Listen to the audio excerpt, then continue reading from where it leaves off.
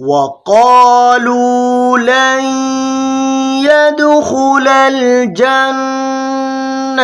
إلا من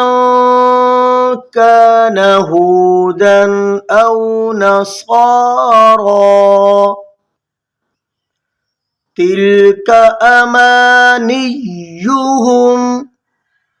قل هاتوا برهانكم إن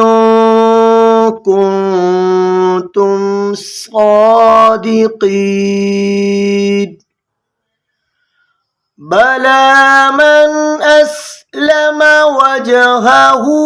لله وهو محسن فله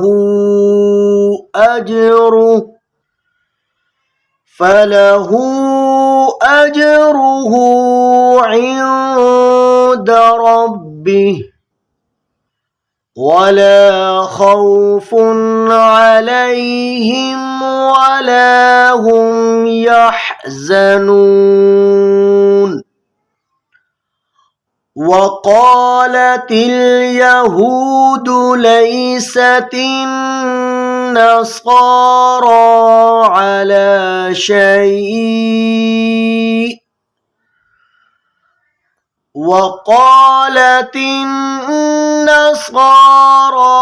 ليست اليهود على شيء وهم يتلون الكتاب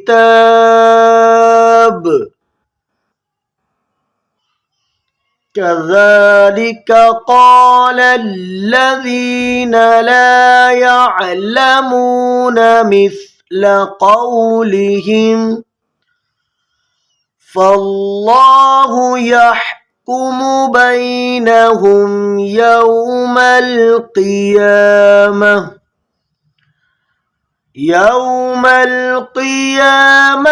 فيما كانوا فيه يختلفون ومن أظلم ممن منع مساجد الله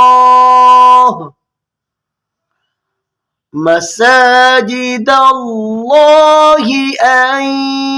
يذكر فيها اسمه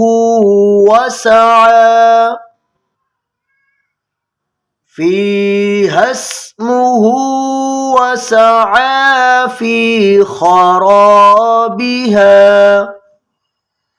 أولئك ما كان لهم أن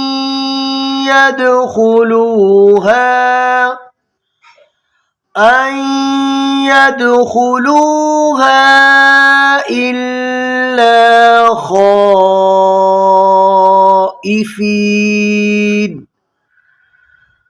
لهم في الدنيا خزي ولهم في الآخرة عذاب عظيم.